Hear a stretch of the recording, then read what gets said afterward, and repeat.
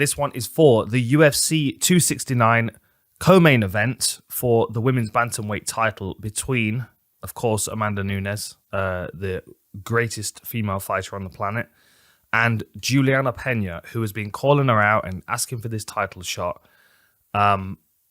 Interesting matchup. Of course, the expectation is that Amanda Nunes is going to come out on top. I mean, that's what the stats lean towards. That's what wisdom would suggest. But, you know, there are good things in Julianna Peña's game. This is a 5-round fight. You know, we might be able to see her take Amanda Nunes into a place where she's vulnerable at times. I mean, she was against Jermaine Durandamy. Of course, Durandamy's got a win over Peña as well, so that also doesn't bode well. Let's just have a quick look at the stats first before we show any clips. So, 21-4 for Amanda Nunes, 11-4 for Julianna Peña. And if you look into those, so Peña's got 3 stoppages, 3 technical knockout stoppages. Amanda Nunes has 13. So the 10 fight difference in the 2 fights is 10 knockouts on Amanda Nunes' part.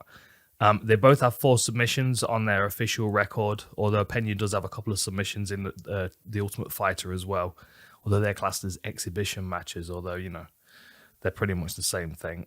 So Peña has 2 rear naked chokes, 1 guillotine, 1 armbar, as well as a rear naked choke and a guillotine in the Ultimate Fighter.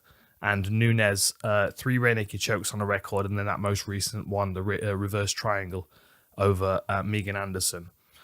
As far as stats, I mean, they're pretty much the same. You know, Nunes has got a 2-inch height advantage, but of course she stands with that very long stance. So, you know, you can expect them to be not too great a difference in height when they actually match up, because Peña does tend to stand a bit more upright. She's a bit more aggressive and on the front foot. Nunes is a bit wider and a bit more bouncy, a bit more in and out.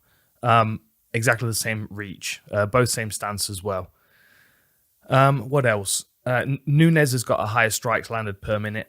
She's got a decent output. She's also got a slightly higher striking accuracy and a slightly higher defense. As far as takedown accuracy, they are both the same at 53%, but Nunes' takedown offense is 84%, and I do think that's going to come into play in this fight. On Peña's side, she's only got a 23% takedown defense, so that's partly because she's comfortable fighting off her back, but also because, you know, she is fairly easy to take down. And I think Nunes will be able to if she decides to. But, you know, when it hits the mat, that's where it gets interesting.